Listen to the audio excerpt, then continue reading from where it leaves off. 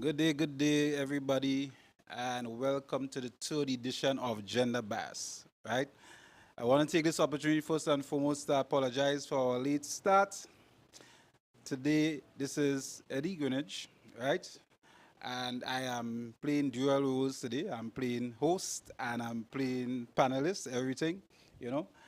We had some technical difficulties, but I think these are important conversations that we have. We can't just let the whole week pass without having this conversation, especially on the cusp of Father's Day, right?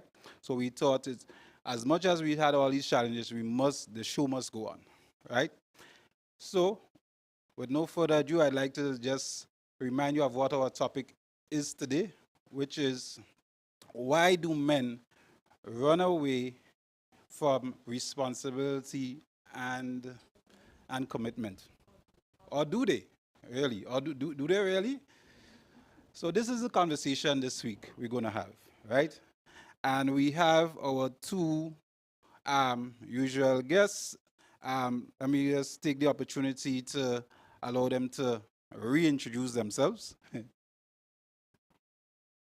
Good afternoon, everyone. My name is Fayola, and I'm a dance instructor and artist here in Grenada. Pleasure to be here again. Thank you, Fiola. And on the male side, Pleasant good day, all viewers. I'm Yusuf Ben. I'm parent of four, and I just thought, I share an input from my perspective and input from a male perspective. Yeah. all right, so let's get the ball rolling. I think everybody is refreshed. Everybody have a drink. I have a drink. You have a drink? Would you like to introduce yourself? I'd like to introduce you to our beautiful bartender, which happens to be my wife. Y'all have no idea how much this is a joke, eh? Good day, everyone. I am Jolene Greenwich. I look forward to having a very engaging conversation this afternoon. So I am excited to be here. So thanks for having me. What a difference a week makes, huh? Yes, so let's get the ball rolling. And as I say, we protocol established, ladies first. Why do men run away from responsibilities? Let's have the perspective of our lone female, well, not our lone female, but our main female panelist here. Okay, it's a kind of a difficult question to answer. Okay, to me, I think you need to explore possible reasons why men could be absent. But at the same time, I want to say that not all men are absent. Okay, um, it would be unfair to sit here and say that to just make a general blanket statement. There are men who are very responsible, and we are grateful. Women and the community, we are grateful to those men who are like that. And but at the same time, we do recognize we can observe with our very own eyes that men are missing a lot in some areas, especially when it comes to the family. And so, why are they absent? Let's explore this. But my first suggestion is probably a systematic issue. Maybe it's the way that we're bringing our boys up. Maybe it's, yeah. So something about it being systematic. Okay, so it seems to be systematic. I wonder if that has anything to do with what I was talking about last week about parenting, right? And who are the custodians of our children? So let's get Yusuf your take on this. Why are men absent? You know, or really are they absent? So, as I would say, I like to dissect stuff. So, I would say it's twofold. We have society, we have the notion of who or what a man should be, who or what a father should be. And as such, you would always hear me say you need to adapt. As it is now, many a times you have to define why men aren't there and why they're there. Many a times you find a case where men lacking or not there because they don't understand their role as a provider, protector, leader, and so forth. And then there's a misconception of the boys giving boys talk. You might have situation, as I was mentioning earlier, where they find their spouse or their partner earns more than them, and to them, they feel less of a man because society have it that you should be getting more than your woman and providing for, versus being adaptive and, as I would say, being a man and dealing with the situation in terms of adapting to support and assist. Yes, she is making more than you, but at the end of the day, unless she's holding it and disrespecting you, it's coming home. It's for you, it's for the family, it's for your children. So in that case, some men not man enough to stay and deal with that, they waver under pressure, um, and they go. So I wouldn't necessarily say they run away or they're not staying. It's twofold. It's as they say, multifaceted. Well, you just said something there, and it's something that one of the things that always get me a little bit wound up because you say man enough, and it is something that I always think is a bit of a trigger, you know, because it's something that has been coined by our female folk. You're not man enough, or you're not a real man. And I always ask myself, what really and truly? Because sometimes we as men, we end up using language and it's learned behavior, right? And I always ask myself, who gave the definition of what a man's supposed to be? We always seem to always have our female counterparts saying what a man's supposed to be or their definition of a man. But by and large, as I said, we won't go into the definition of what a woman's supposed to be. But I, I just had to point that out because I always hear people say, what is a real man? I always ask myself, who give you the right? Because some of them, if you ask them, they cannot define what. I would ask them what is a real woman, but they can't define that either. But I want to go back a bit because from since, being a teenager or even younger, you always hear people make reference to back in the day. There were more role models, there were more male role models, and men did this, and it's like they're longing for something that happened in the past, for things to be the way it used to be, right? Which is a bit of a confusion for me because if you pay attention, people seem to always give this depiction as though men today are very toxic or this, right? But it is my observation that you have more men playing an active role, right, in their children's life, right?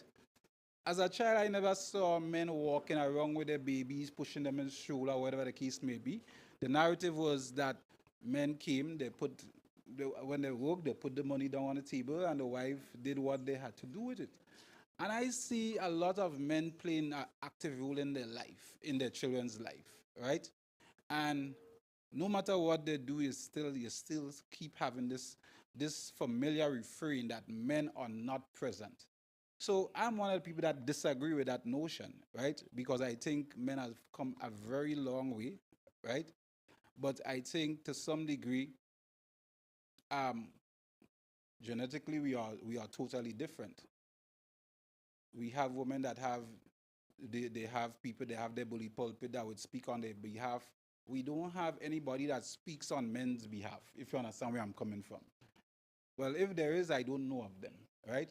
So what confuses me, right, is that when people say, okay, they long for that olden days when they had these male role models, but yet they make reference to that back then men had women in slavery or whatever the case, or men were so bad. It confuses me, right? So it's either you're looking for this nostalgia. I don't know what the nostalgia is. Is it that men before? Is it that you want things to be the way it used to be before, or you prefer it now, right? Because you can tell me if I'm wrong. Don't you always hear people talking about role models back then, right? How men used to be, so and we longing for a role model. So if men were role models back then and society as a whole was better back then with regards to influence of our kinfolk, our young children and so, why is it that we have this narrative that, okay, today men are absent or men are inadequate? Can you explain that to me? Well, I again want to draw a line because there are men who are, like you say, more involved. Because what you were saying is that you're seeing an increase of involvement, and I can say that I can observe that as well from when I was younger. I do see fathers, and I saw that increasingly. So I was seeing more and more fathers involved in like the day-to-day activities, okay, of what's going on with the kids. They're showing more affection. You see them showing affection with their children outside as well. And that's with their boys as well as girls. And that is very, very commendable. Society welcomes that, okay? But what we're talking about, okay? When we talk about role models and so on, and from the past, and also the bad things from the past, those two things existed at the same time. They did exist, the bad things and the good things. We want to bring forward the good things that we saw, all right? We want to learn from the past and take lessons from even now, and so on. We're talking about, and this is just jumping right from last week. We were talking about, we started, in talking about parenting, started talking about single parents. Most of the single parents are women here, and that's a huge issue. It's not an issue that only women are single parents. It's a huge issue that the men are missing, you know. So that for me is the real issue. Why is it that men feel like they have the choice to have a child, and they don't, there seems to be no connection to that child that they have, you know? One time, my husband and I were walking along the Carenage, and a group of boys were passing. They seem to be from of National College. I'm saying national. That puts my age. Tam CC, Tam CC kind of age, you know. And one of them spoke about how you just breed a woman, just breed and it was shocking, but it's also concerning. Why is it? And he's a young person, but he got it from somewhere. That's the question. Why is it that there's no connection to that responsibility? Why is there no connection? That to me is the biggest question. I leave it there. But before I lose this point, I must say though, right? I think we have to make a distinction between, and make it absolutely clear, right? That male and females, and I'm using this term specifically with regards to gender, engage in sexual activity more so for pleasure, right? And one of the things, and before I pass the ball back to Yusuf, and I think I want to bring in our bartender, so I want to give her the heads up that I'll come into her just now, right? That, you know, I alluded to it last week. We have to make, as women, you have to make better choices, and you can't put all. So when you speak to that of why you think you have that freedom or so just to make a child and just to disregard it, not your exact words, but I'm just paraphrasing, right? I think a lot of the times is that people go into sexual for pleasure, right? Men have no control over whether or not a child comes into this world or whether the child is. We have no control over this, right? Right? People whispering in my ears. Yeah, yeah. Yeah, men have no control over this. So I want to set this plain for you, right? So when you speak of that, okay, we feel as though we have no responsibility. Uh, Women have all autonomy over their body, whether they decide to have a child or whether they don't decide to have a child. If a man, if you get pregnant, right, and you decide as a woman, I don't want no children, or maybe you have children, I don't want any more children. As a man, we could go down on our knees and plead and beg, please have our child, please have our child, and you could decide, no, I'm not going to have this child, I'm going to have an abortion. Likewise, if you know it is the other way around where you want to have the child and the man don't want to have the child, we still don't have a say. You don't have a choice in the matter. So you see, when people say that, okay, we run away from responsibility, I think sometimes we have to look at the responsibilities that the sexes have in this decision. And that's why I made that point. Having a child is a very important decision. And very often these decisions are made in absence of the other party either agreeing and being on board. And with this backdrop, I would like to bring in Yusuf for him to give me his point of view on that scenario that I just dropped. The fact that, as I say, as men, we have no control over whether a child come into this world or not. How do I take this one? We have no control. At the end of the day, everything is left up to the Creator. But we are responsible and have some level of control. We may not have as much control as the ladies, but we have control from the aspect of coming to a decision.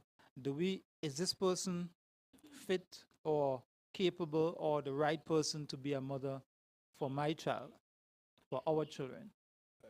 You know? Yes, I understand from the point of view that they could abort it and do all that, and a lot of onus is left on them. But I would like to think we have just as much, more or less, in terms of bringing that child in. Or I might be ambitious, or how should I say, egotistic, if you want to use that word, to say, if I am good enough and capable enough, and the young lady or woman see that in me, it should be enough to sway her to have our child. Could be just wishful thinking. But I would like to think, just as how the woman have autonomy or control of herself and body and to father to parent, mother the child, I would like to think similarly, as a father, you have that to be able to dictate and do that also. Now, again, you mentioned earlier with respect to who or what determines a man and man role. Not to get spiritual and all that kind of thing, but at the end of the day, I would like to think we have a manual. Many a time we refer to scriptures. Now, notice I don't mention what scripture, but scriptures, it could be whether it's a cut and paste one or what. We're not talking authenticity, but we're talking that we have to be taking guidance from somewhere. And I wouldn't like to think, for me personally, it's abstract. So I would refer to scriptures of whatever religious denomination you are. From that, we would have taken some guideline or aspect of, we talking gender or male and female role, what it should be. And I would like to think we use that as a guideline as to, we understand the female role is to nurture, look after, and so forth. The man role is to protect. Now, to build on that, we adapt as society change, as things change. Today you hear of AI and, well, for those who are in artificial intelligence, we hear of same sex and all that kind of thing. But the overarching thing is that we need to understand our roles.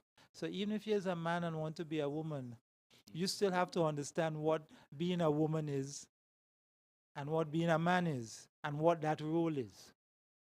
So that's how I would put it in context.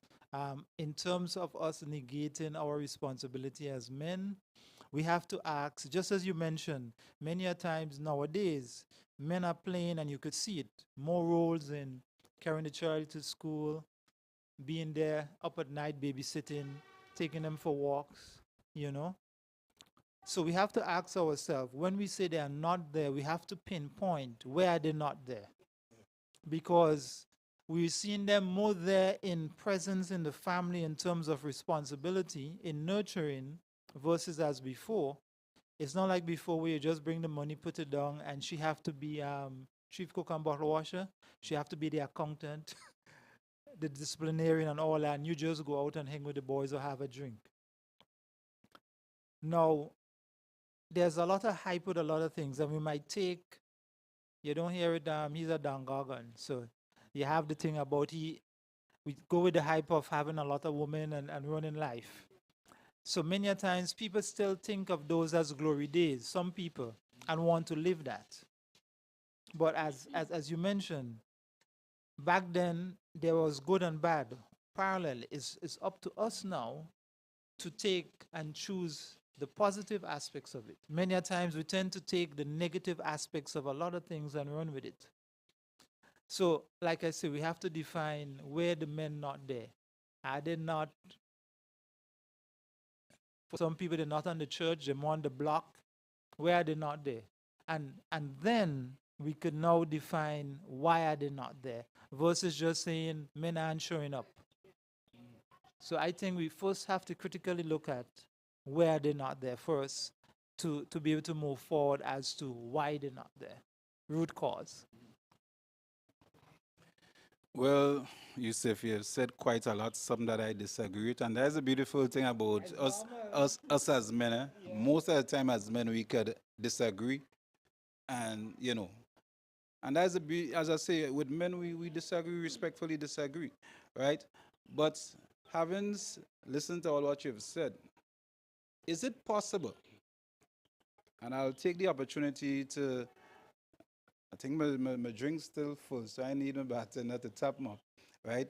But I come in to ask her, is it possible that the narrative that is created that men are now more absent, right, and shy away from responsibility, is it because that in this age of feminism or this modern age, is it that men no longer see there's benefit to them to be married or to be in be tied down? Because I just want to state my case. I don't think that men are absent, right?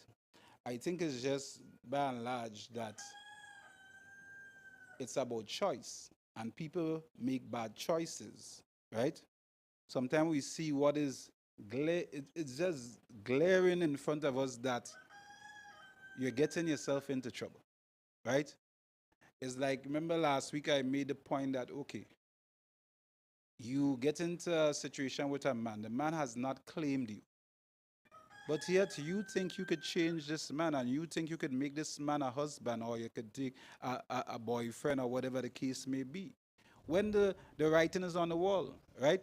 He never been in public with you, right?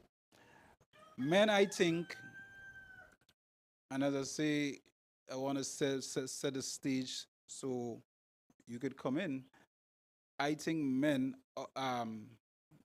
you know, they would commit to the persons that they care about.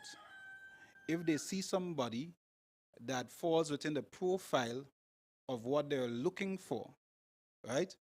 And I would argue that the profile in what they're looking for is that men they like peace, they like people, you know, men don't ask for a lot. If men could get peace and quiet, if they could get just to be good sex, right? They could get fed, right? And especially peace when they have, because well, I can't talk for all men, but I think most men, we like a little sports. When we're watching, whether it's the Premier League football or we basketball, whatever it is, leave us alone. And we good, right? So My thing is it that we are making the choices that we are making, or women are making? Is it that the choices we are making are bad choices, right? I know we're speaking about men, or does it come down to the choices that our women are making? What say you? Um, in terms of choices, I don't think men are absent. I grew up in a family where I had cousins and uncles and whoever, and they did take care of their children. I think men now want to change the past because a lot of men grew up without their fathers. So they want to change that part and be in their children's life. And, you know, so I would not say that men are absent. However, as ladies, we do have expectations. There may be, as a man, somebody may say, okay, can you commit? And they may fear what you want. Yes, as a woman, you want security and you want the house. And as a woman, is a lot. I would think it's the same for a man. Um, we as women grow up with the fairy tale. By 25, I'm married, I want a house, I want a car, I want land. But they never told you, okay, you have to work for these things. It's a process, and by the time you check yourself, oh, I'm 30 something, I'm 40 something, I ain't had a land, I ain't had a car, so it's a work in progress. So sometimes as ladies, we do expect too much from men. So men tend to run, it's like, I don't want that lady to see how vulnerable I am, because sometimes we don't meet men halfway at the same time.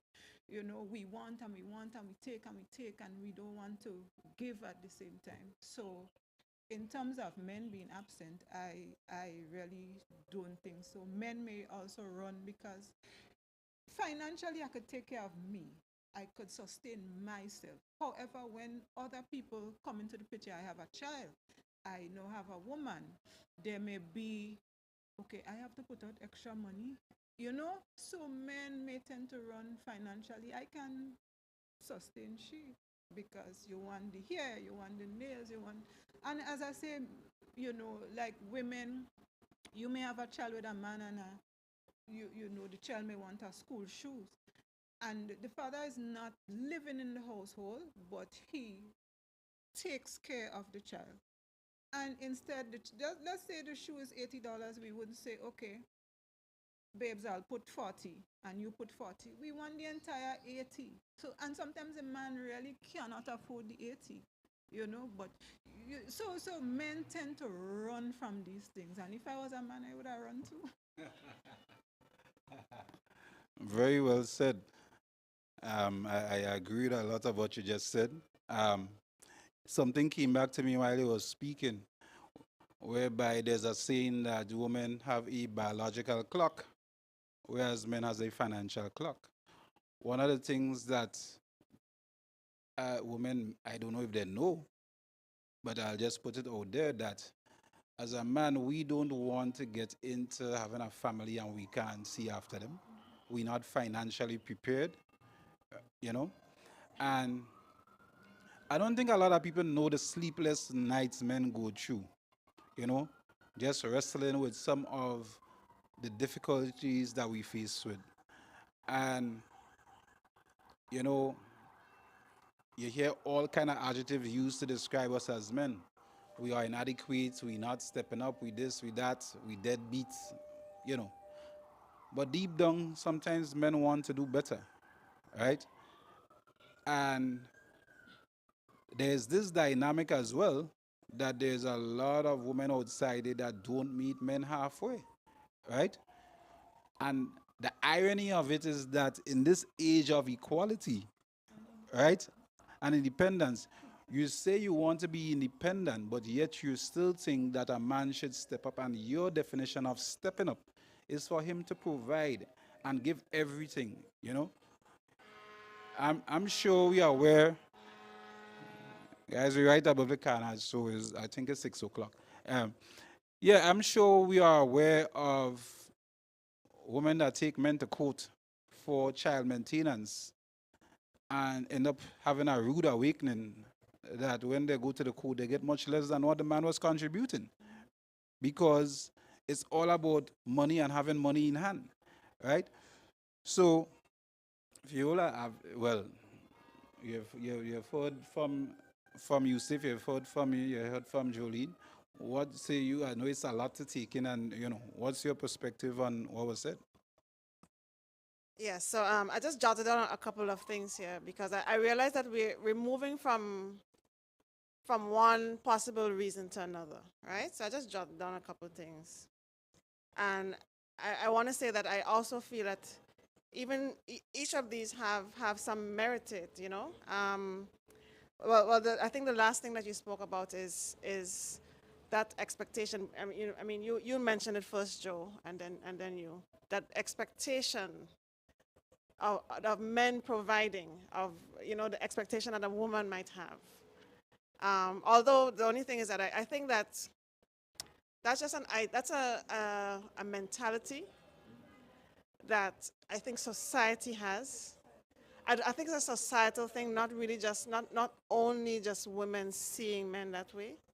Because sometimes I, as a woman, I think that okay, that even men have such a even I think that they put too much expectation, too much pressure on themselves as well. And this is me as a woman. Um, so I think that we could agree on that. But there are men and women who would disagree about that. But I do think that I agree that there is a lot of pressure on men, whether it's self-induced, whether it's societally induced or induced by the significant other. And that must be a very hard thing. And yes, it's possible that that's something that might cause a man to run. That's possible. And them not being able to keep up with the expense. I heard you mention something about them not being able to keep up with the expense of, like a high maintenance woman. That I'm sure that that's an issue as well. But again, that's a choice that the both of them made. And if sometimes I feel like if men and women could speak to each other in a way in which each person feels heard, we'll be able to navigate a lot of these things better, and then the man doesn't have to run. Unfortunately, the women don't get to run that often. But nobody wants anyone to run from any responsibility at all. Most of the time, the woman cannot run because we feel more bound. But some women do. But I'm not going to sit here and say that women do. Some women do run. Okay. Um, Another thing that I wanted to raise is you raised about feminism, right? And how it may lead to men feeling like they have no benefit. You said something to that effect, right? Maybe I should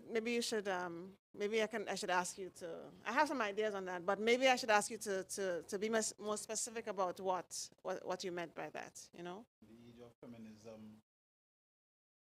Well, just to make sure I understand what you're referring to, we're referring to the fact that the point that I made that in this age of feminism, whereby women have, well, I guess they have different standards also, right? Men figure that they have nothing to gain sometimes by being in a marriage or committed relationship, right? That's what? Yeah. Right. Well, the thing about it is that, okay, I want to connect that to what you're saying. It's like how men figure that it is easy to walk away from a situation, right? You know, and I know, right, that when it comes to men have no control over sex. I don't know. having sex with a woman, who a woman chooses to have sex with, it is all, we have no control over sex. No control whatsoever. Unless you, unless, no, no, no. Unless you are violated, right? Unless as a woman you are violated, right? A man has no control over access to sex, right? A woman decides who, she decides when, she decides how. And as a matter of fact, to go even a step further, in the middle of the interaction, right? In the middle of the interaction in this modern day and age, it is said that a woman in the middle of the act could stop and say, watch, no more. And as a man, you have to tuck your, well, your tail between your leg and stop. This is the modern age we live in, right? And I want to contextualize that because if, as a man, has no control over sex, as I say, I just want to make it absolutely clear the only thing men have control over in this social discourse is marriage. We choose who we get married to, right? You choose who you want to give your body to, right? And I'm speaking in the context of civilized society. I'm not talking about unlawful carnal, whereby you're going and somebody violating you, right? That is something that you would be arrested for, right? And charged for.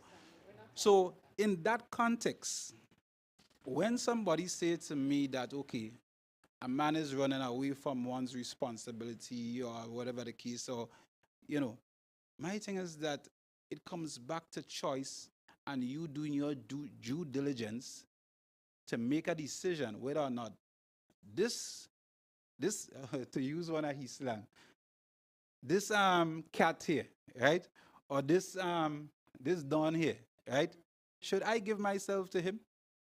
Is he worthy of that? And to connect that to the point I was making last week, has he shown you enough to say, okay, I will take that step, right? So it's sometimes, to me, it is troublesome when we have this conversation, we say, men run away from responsibility, right? But you had an opportunity to vet this individual to figure out if this was somebody that was worthy of going, not just having sex in it, because you have different levels of sex now. You could have protected sex and make sure that you don't get yourself pregnant, right? Remember where I just said you have the choice whether or not you're going to bring a child into this world? So even after that first firewall that is there, right? You decide, okay, you decide you're using no protection, no condom, nothing, whatever it is. Let's say you make a mistake, right? And you get pregnant. You still have, well, I need to say you have more than after, all kind of things that you can do before you get to that point. And then you still have another step that you can make you have another fail-safe whereby you can make a decision whether or not you want to have this child, right? So that is why, generally speaking, when I make reference to this modern age of feminism, right, I totally and wholeheartedly disagree that men run away or shy away from responsibility. People show you who they are. Sometimes we choose not to pay attention, right? You cannot always put that on the part of the other person. It's like knowing you have a thief in the village. You know he's a thief, right? But by and large, you decide you want to leave your door, you leave your door sprawl open, because guess what? You don't have time to lock your door. But when he come and he thief your TV and whatever it is, this man is a this man is a kleptomaniac, or whatever it is. Yeah? Or, he come and distress you. So I just wanted to put it into context, right? I hope this helped.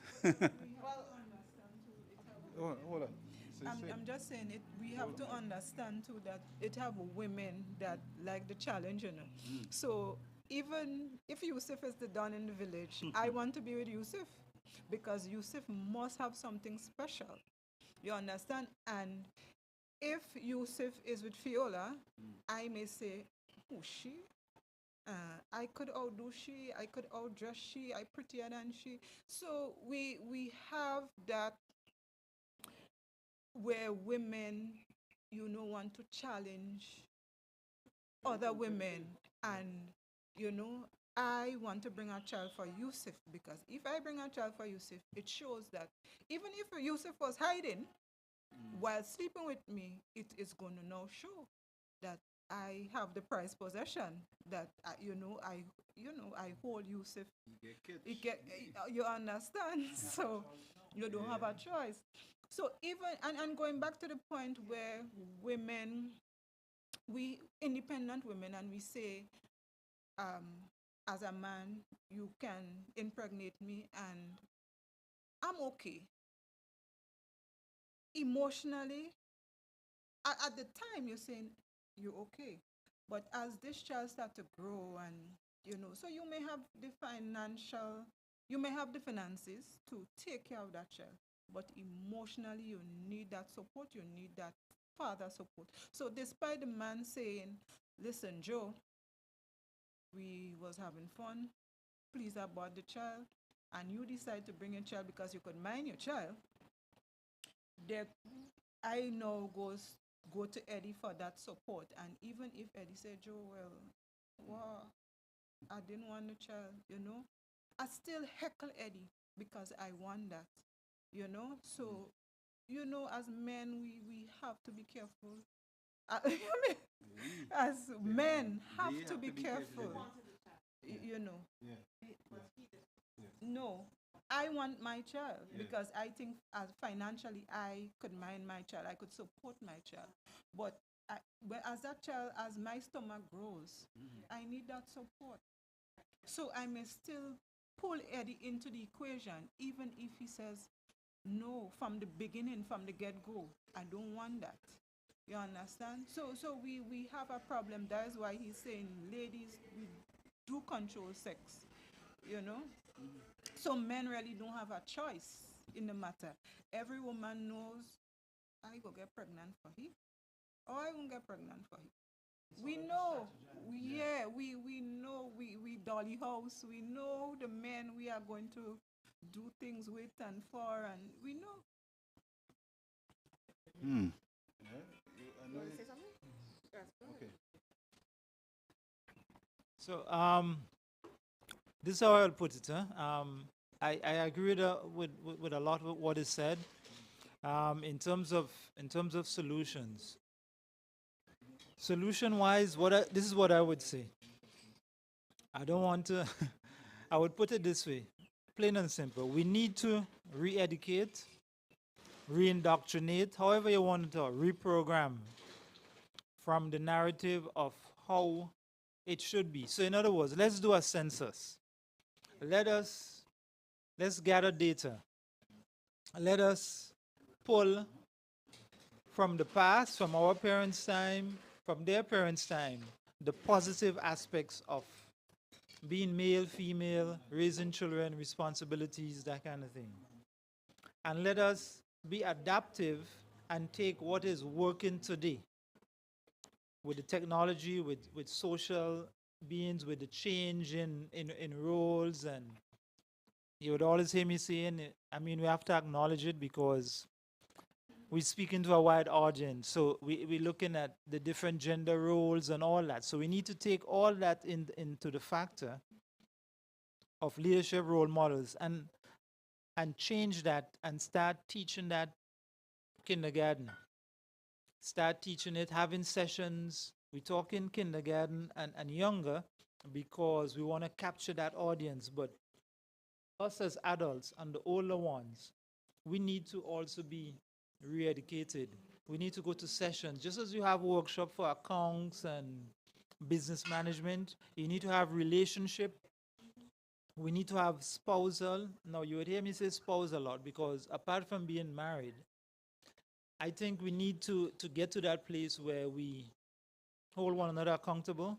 Stop this boyfriend, girlfriend. Imagine big man and woman saying in the 50s and 60s, this is my girlfriend.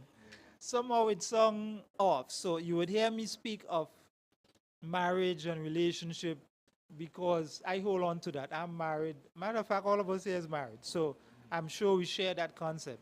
So we need to have a workshop with regarding relationship, how to deal with conflict. And you mentioned about woman and independence. You would always hear me say redefine because they want to be independent, but in certain instances. So either you're holistically independent, whereby you're financially, emotionally, because we all know some women say, I don't, why need a man for? I have my house, my car, I have my own business. If I want something, I just go somewhere and get it or call him. Now, we say that until it happens.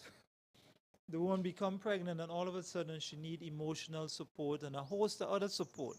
And now she's wondering where's the man? You know, so we need to hold ourselves accountable, hold one another accountable. Sure, like now we having this talk show and we're talking about gender bias and different situations. But we should be able to speak to one another in group or one-on-one and say, here what, Eddie, um, what you doing there and look to right in them. Maybe if you try this aspect of it. And sometimes we may not want to share a personal thing, or we could personally say, look, I remember, look, last week, this is the situation that happened, and I went a little, wifey said I went all overboard, and I think in your context now, I think you're going a little overboard. We should be open enough to accept that or have that camaraderie that we could dialogue. Because as you know, they grow us up thinking that, men, we keep it inside. You shouldn't be sharing. So we tend not to be vocal and we tend not to express ourselves. And we keep it in, which goes back to what you were saying. We put so much pressure on ourselves because we are told from society, and it even compounded by ourselves saying, you know what? I, wife making more than me, or we making the same, but I still trying to do more. I want to pay all the utilities. I'm paying for the children going to school. And I'm pressuring myself more. She want to help in certain things, but you say no, boy, I's the man.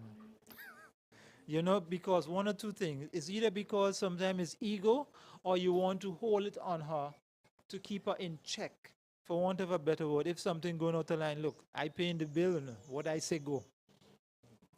So we need to get away from a lot of that. So again, we need, in terms of solutions, we need to have workshop, we need to have more dialogue, we need to have more talk show like this, and you, the audience, input to us best case scenarios. Yeah.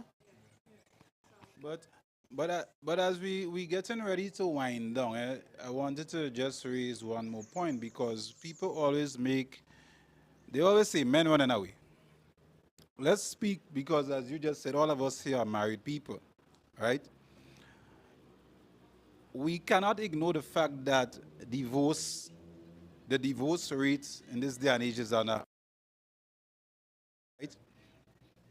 And when you take into consideration the fact that you say men are running away, if you look at statistics, men do not.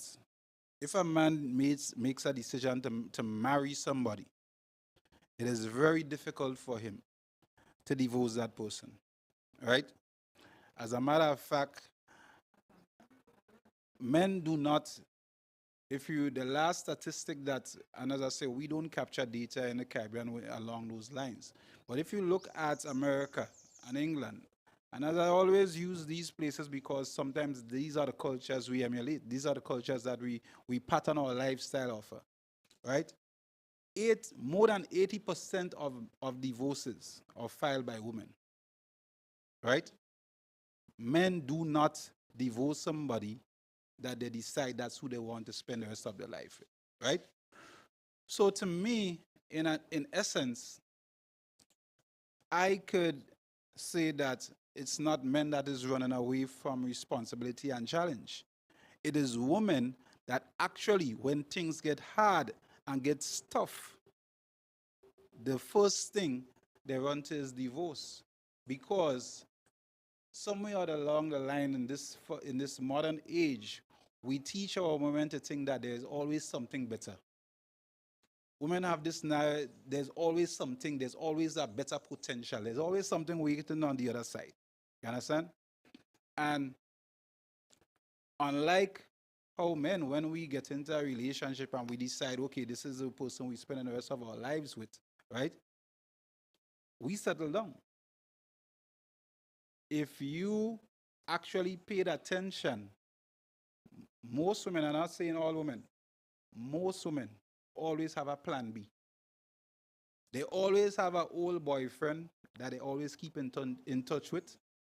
They always have some fella that they see that they have communications with and they stay in contact with, because at the end of the day, there's somebody that they see that they could see themselves being with. There always is a safety net. So I would argue, as much as people say that men are the ones that run away, is actually the opposite, right? Because the evidence proves that the people that files the most divorces and actually, I don't want to use the because this could be a bit triggering, destroy the most homes are actually women through divorces. Yeah? We're wrapping up now, right? Yes. Okay, so I'll just respond to that comment about divorce in my wrap up. So divorce does not equal lack of responsibility. So sometimes divorce is necessary. Sometimes that's a hard thing to look at, but sometimes if from a man and a woman, people grow apart, people change, they grow apart.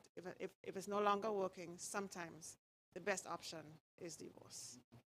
Now that doesn't mean that a man or any of them should now get to say, well, therefore, I don't have to take care of my kids anymore. But what do we see? What do we look at? Okay, because a woman is filing for divorce, tells us nothing about how responsible men are to their commitments. It tells us nothing about whether or not they do look after their children afterwards. You know, that tells us nothing about that. So what we need to look at is what happens after that divorce. Are the men actually, still supporting where they can? Because all of that is possible. We've seen examples of it. Why afterwards are not in? Why afterwards? Why afterwards? I don't know what happened in the relationship, but sometimes they try. Sometimes they try, and sometimes it just doesn't work out, and divorce happens. But what we need to look at is, since that wasn't the best scenario that played out, how can men still be involved? Shouldn't they still be involved? It doesn't mean that the woman said, hey, I'm no longer, there's something that happened within that relationship why it broke down. But we're talking about their commitments now. And I'm talking about the children. I want to leave that there. That's my contribution to that. But I have to say about your feminism comment, and this is going to be my last comment. I heard you say something along the lines of men have no control over sex. And I wonder why you would say that they have no control, because men have a choice, women have a choice. Nobody points a remote control and say, hey, this is the man I'm going to sleep with. And the man literally just, well, maybe sometimes it happens, I don't know, but hold on, Eddie. Yeah. Men, they choose who they sleep with. Women choose who they sleep with. There's literally there's no spell to say, oh, this is the way I'm going to go. You're choosing. So I'm surprised to hear you say that men have no control. Now, when we get, you also spoke about in the act of sexual intercourse or sexual acts. We live in a world today, you said something along those lines, where a woman could just pull the brakes at that time. Yes, a woman can. So can a man, by the way, but a woman can. And I want to normalize that, because this is where sometimes we run into issues, right? I want to normalize that. That's consent. We're talking about consent, and a woman can give her consent at one point and change her mind for whatever reason. And I want to normalize that when a woman says no, even if it's right into the act, It is no. She has changed her mind. And I want to normalize that, yes, we do live in a world where that is all right. Yeah, that's where I want to leave it today. Okay, so I just wanted to clarify my statements, right? As I said, women control. Well, if I misspoke, women control access to sex, right? We could want to have sex as much as we want. It ain't gonna happen unless you say yes. As I said, the only thing we control access to is marriage. Bec- Men as the pursuers of sex and women as the givers of yes, it is. Yeah. All right, let's put it this way. I could say I'm an authority in it just because I'm a man, and I could be biased and say, because you're a woman, you're unable to understand that context. So let's put it this way. As man, we always want sex. As woman is when you're in the zone or mood or feel like it.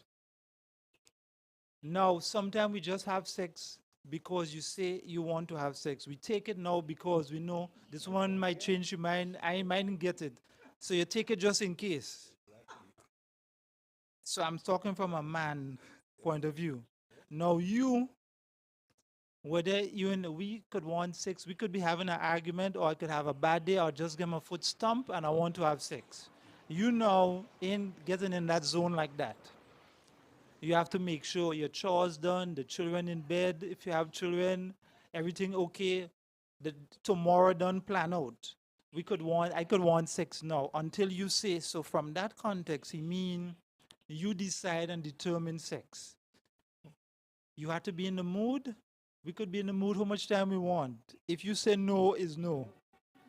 So from that context, we're using that woman control and have thing over sex. Of course, you could want it and we could say no. But we're trying to bring across that the woman is the one who holding all the access. So from that perspective, just to conclude, to wrap up, you mentioned about the divorce and in terms of why people do what they do. I think sometimes as individual, we're just vengeful and spite. We want the person to hurt. So with the divorce, some of us men may run from this responsibility. Others may try to work it out for the children. Similarly, women might prevent access from the children just because of spite or they want to hurt. And sometimes we have this mentality, we just focusing on the hurt, we forget the collateral, which is the children or even our own mental being until sometime it's too late. So that's my take. Very well said, Yusuf. Right? We don't always agree, but I could not help. That's why I say I like our those men. We just agree and disagree. You understand? So maybe Yusuf put it in a more palatable way for you to receive it. You know, it was more mild. Yeah, yeah, yeah. You see, Yusuf is a little bit more gentle. I'm more a little bit more straightforward, right? Yeah, yeah. He's more diplomatic. And as we wrap up, I don't know. So we have a beautiful bartender. I don't know. Would you like to say something before we close? My wrapping up, I would like to say communication for partners is important. And we, as women, we have to find a way um, so to talk, communicate, love our men so they would not run. We need to understand why our men are running and find solutions. So we need to fix it and fast. Yes. And as I wrap up now, I'd like to say, no, I have to wrap up. I'm wearing multiple shoes today, right? I'm the host and I'm a contributor. So I have the best of both worlds. But yes, I agree with you. There's a lot of points that I agreed with today. Some I disagreed. but communication is actually very key, right? And too often we minimize the importance of communication in marriages and relationships, right? We want what we want, and sometimes some people are selfish in nature. We just want what we want, you know? And the more we learn to communicate better, make better choices, because life is about choice. Whether no matter what, it's about choice. Sometimes we make bad choices, we make good choices. But I just wanted, because as all of us here are married and all of us here are parents, right? I think we have a responsibility in that when we have children, right, we have a higher calling. It is not as easy to walk away. It should not be as easy to walk away from a marriage, right? When you have children, collateral damage, as Yusuf put it very well, right? And normally it's because of a selfish streak that allows us to want to walk away from our marriages, not even caring about our children, and how does it affect them, right? So my thing is that a marriage should not be a battlefield. It should not be war, because wars is where you have the most collateral damage, and we should always mitigate against our children's being collateral damage of our whether toxic or dysfunctional behavior. And the key, I want to leave this end by saying this, is communication.